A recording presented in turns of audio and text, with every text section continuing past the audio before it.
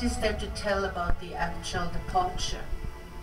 The publicity around the private grief, the newspapers that pushed into our lives, stomped on what was painful, magazines with cover pictures from our first time together, smiling in happy faces with black captions, his new life without leave, read the end of the story. In our misery, we were on an intimate footing with half of Scandinavia.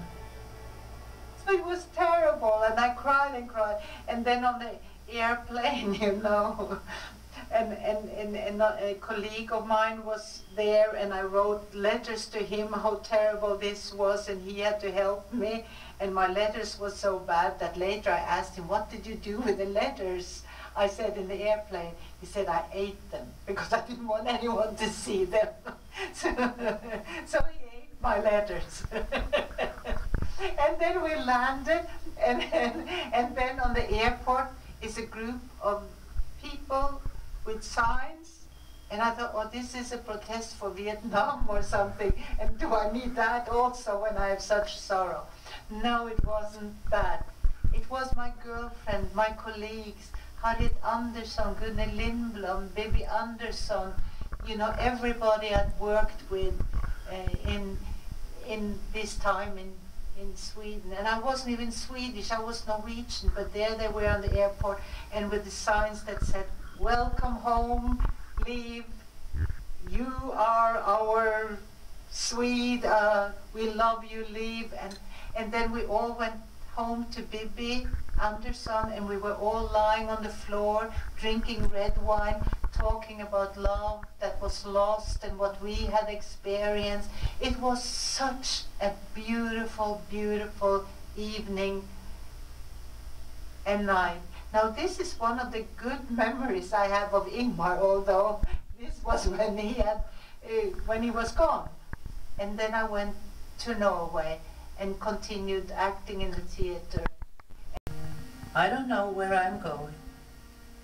I only know that I can no longer bother about what others say. I must find my own way.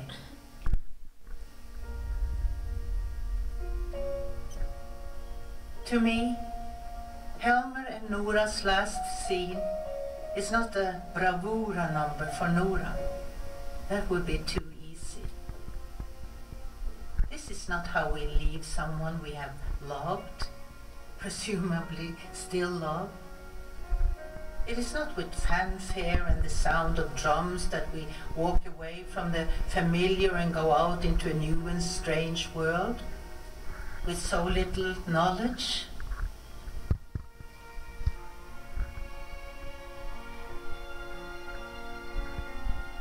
It is a little girl who slams the door behind her.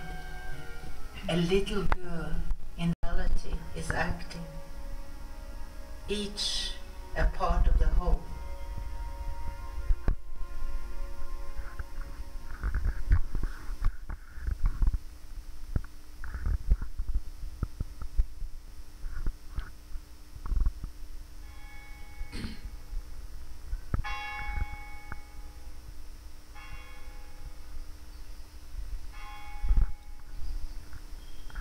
It's Sunday morning, and my 4-year-old is in the living room talking on the telephone with her father.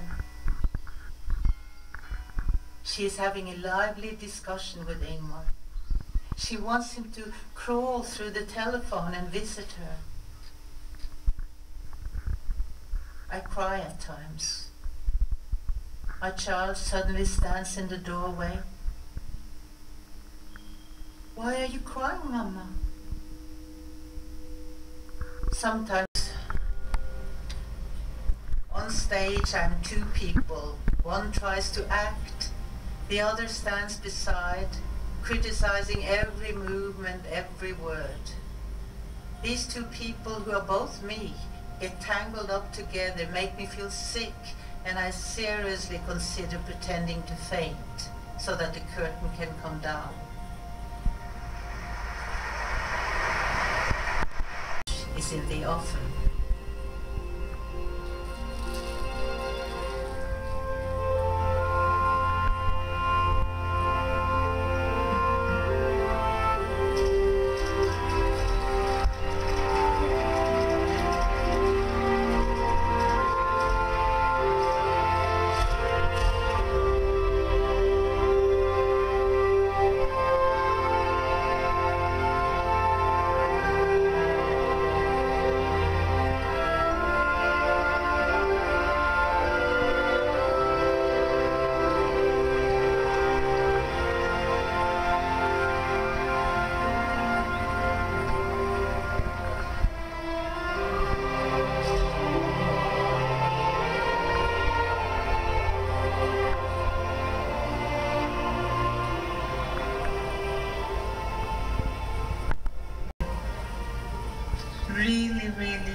serious because I was now a little over 30 years. And when I came to Hollywood, I had the wonderful luggage because I had worked with Ingamar on several films.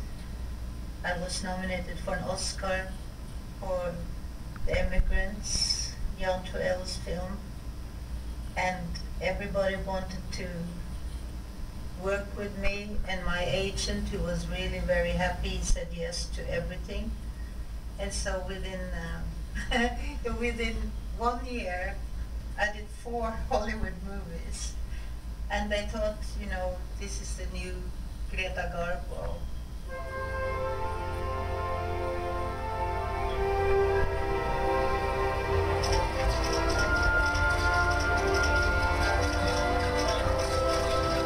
And I did something that Greta Garbo never managed.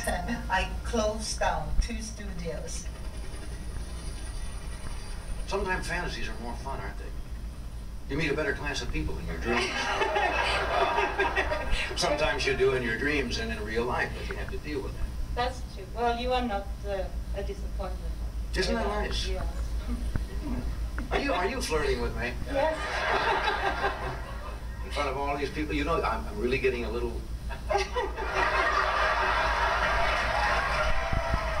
The next day he went back to Sweden. I was so moved by that because he was so unlike him. And why did he come? I still don't understand. Why did he come for 1.5 days when he hated to be in planes and travel and everything?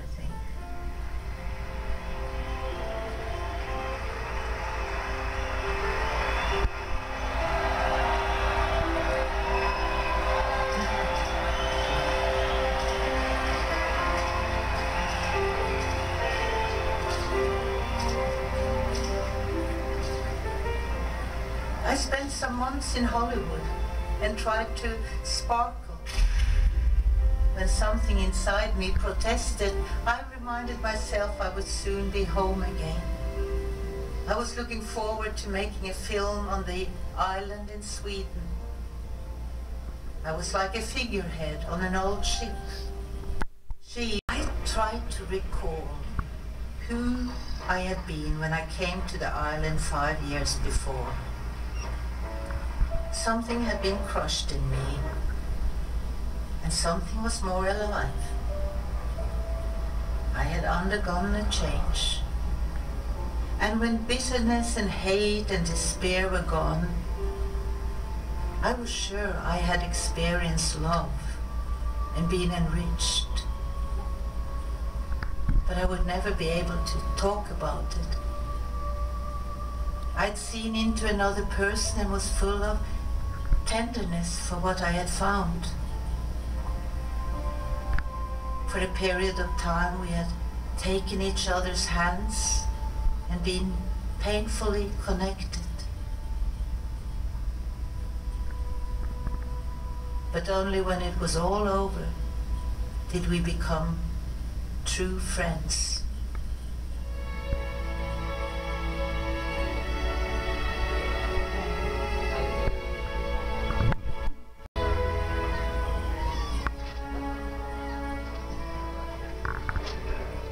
And now I was really over him. But I was thinking, you know, when I was with my good girlfriends who were in the movie. We make each other alive. Does it make a difference if it hurts?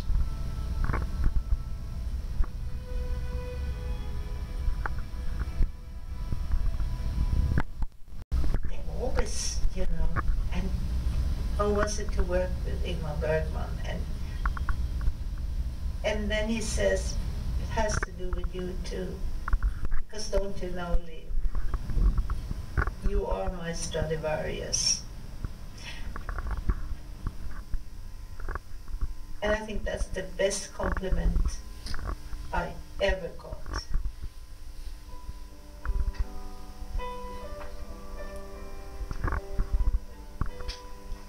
That has to do with our working relationship and our friendship. Can you imagine being someone's Stradivarius? Especially if it's Ingamar.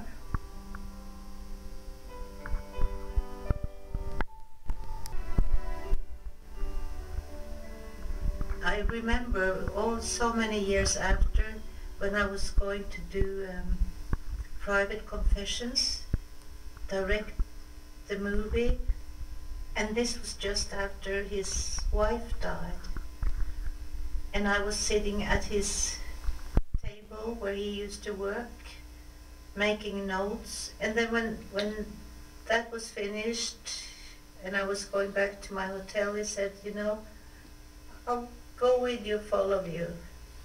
And we passed the church where his father used to preach. And he talked about that in a way he could never have done before. And then we were walking there, and suddenly he said, isn't this wonderful? After all these years, here you and I, we are walking, and we are the best of friends.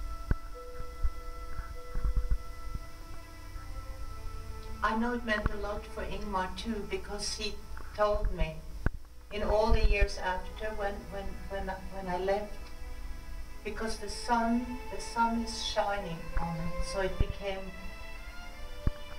you could see it less and less, but each spring he would go here and with the pen and do every sign. And now he's gone, and now you can already see that the sun is taking it more and more away, and in a few years it will be gone. Like he is, and like I will too.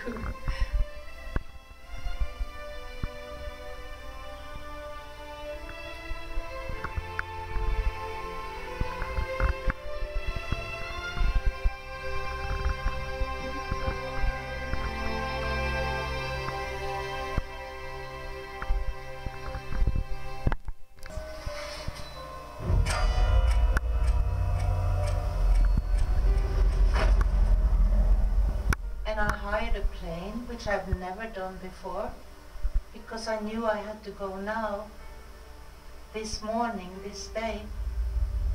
And I flew to Gotland, and I took the ferry boat, and I came here in the afternoon, and he was here, and at this time we couldn't speak with words. Or I spoke, and he was there, and then I pretended that he said to me, why did you come? And I quoted him from the film Saraband. I answered, because you called for me. And then I left, and I'm happy I was here, because that same night, at some time that night, we don't really know when, he continued this voyage, but now in the universe somewhere, you know. And actually I think he's been here a lot, because the light has changed, the wind comes when you want it, the sun comes when we want it, and even rain. And I think when I'm saying two silly things, you know, he let all the little flies come and kind of the pig kept it in his teddy bear.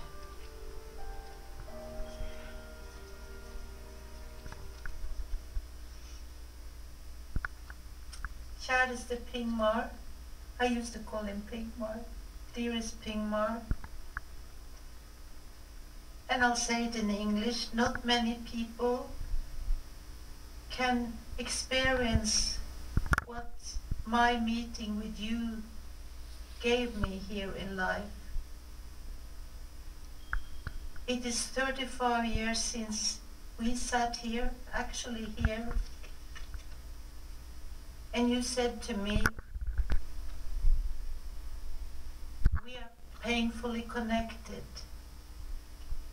Yes, such a connection is full of grace. Thank you, your leave.